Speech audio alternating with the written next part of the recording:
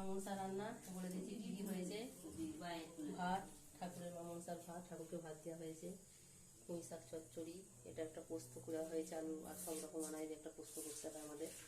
আচ্ছা, কুদলি ভাজা, মূলো ভাজা, এটাও মূলো ভাজা, ঝিঙে ভাজা, বেগুন ভাজা, আলু ভাজা, এটা সব রকম আনাজ দিয়ে একটা তরকারি করতে হয়।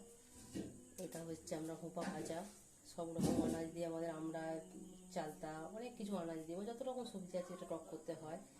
আচ্ছা, বেগুন ভাজা, কুমড়ো ভাজা, ঢ্যাঁড়স ভাজা, কাঁচকলা ভাজা, করলা ভাজা, পটল ভাজা, আলু ভাজা, এটা শশা ভাজা, ওলের বড়া, ওল পুরুলি, নারকেল ভাজা, সজনা শাক ভাজা। আর ডাল, ডাল দেখতে পাচ্ছেন, ডাল, মাছের ঝাল।